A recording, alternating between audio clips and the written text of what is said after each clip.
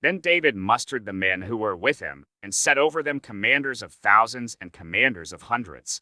And David sent out the army, 1/3 under the command of Joab, 1/3 under the command of Abishai the son of Zeruiah, Joab's brother, and 1/3 under the command of Ittai the Gittite. And the king said to the men, I myself will also go out with you. But the men said, You shall not go out. For if we flee, they will not care about us. If half of us die, they will not care about us. But you are worth 10,000 of us. Therefore it is better that you send us help from the city. The king said to them, Whatever seems best to you I will do. So the king stood at the side of the gate, while all the army marched out by hundreds and by thousands. And the king ordered Joab and Abishai and Ittai, Deal gently for my sake with the young man Absalom. And all the people heard when the king gave orders to all the commanders about Absalom. So the army went out into the field against Israel, and the battle was fought in the forest of Ephraim. And the men of Israel were defeated there by the servants of David, and the loss there was great on that day, 20,000 men. The battle spread over the face of all the country, and the forest devoured more people that day than the sword. And Absalom happened to meet the servants of David. Absalom was riding on his mule, and the mule went under the thick branches of a great oak, and his head caught fast in the oak, and he was suspended between heaven and earth, while the mule that was under him went on. And a certain man saw it and told Joab, Behold, I saw Absalom hanging in an oak. Joab said to the man who told him, What, you saw him? Why then did you not strike him there to the ground? I would have been glad to give you 10 pieces of silver and a belt. But the man said to Joab, Even if I felt in my hand the weight of 1,000 pieces of silver, I would not reach out my hand against the king's son. For in our hearing the king commanded you and Abishai and Ittai, For my sake protect the young man Absalom. On the other hand, if I had dealt treacherously against his life, and there is nothing hidden from the king, then you yourself would have stood aloof. Joab said, I will not waste time like this with you. And he took 3 javelins in his hand, and thrust them into the heart of Absalom, while he was still alive in the oak.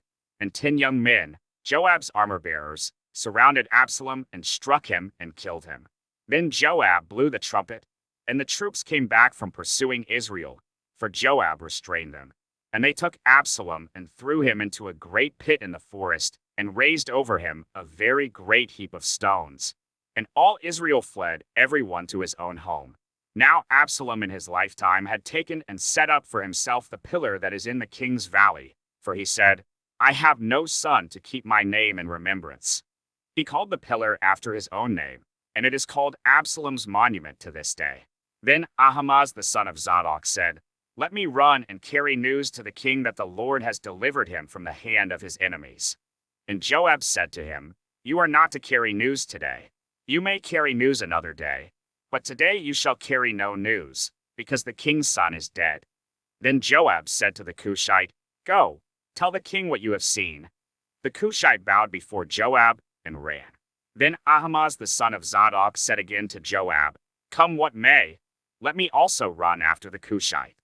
And Joab said, Why will you run, my son, seeing that you will have no reward for the news? Come what may, he said, I will run. So he said to him, Run. Then Ahimaaz ran by the way of the plain, and outran the Cushite. Now David was sitting between the 2 gates, and the watchman went up to the roof of the gate by the wall. And when he lifted up his eyes and looked, he saw a man running alone. The watchman called out and told the king. And the king said, If he is alone, there is news in his mouth. And he drew nearer and nearer. The watchman saw another man running. And the watchman called to the gate and said, See, another man running alone. The king said, He also brings news. The watchman said, I think the running of the first is like the running of Ahimaaz the son of Zadok. And the king said, He is a good man and comes with good news. Then Ahimaaz cried out to the king, All is well. And he bowed before the king with his face to the earth and said, Blessed be the Lord your God, who has delivered up the men who raised their hand against my lord the king. And the king said, Is it well with the young man Absalom? Ahimaaz answered, When Joab sent the king's servant, your servant, I saw a great commotion, but I do not know what it was.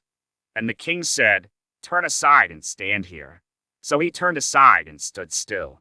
And behold, the Cushite came, and the Cushite said, Good news for my lord the king, for the Lord has delivered you this day from the hand of all who rose up against you. The king said to the Cushite, Is it well with the young man Absalom? And the Cushite answered, May the enemies of my lord the king, and all who rise up against you for evil be like that young man. And the king was deeply moved, and went up to the chamber over the gate, and wept. And as he went, he said, O my son Absalom, my son Absalom, would I had died instead of you, O Absalom, my son, my son.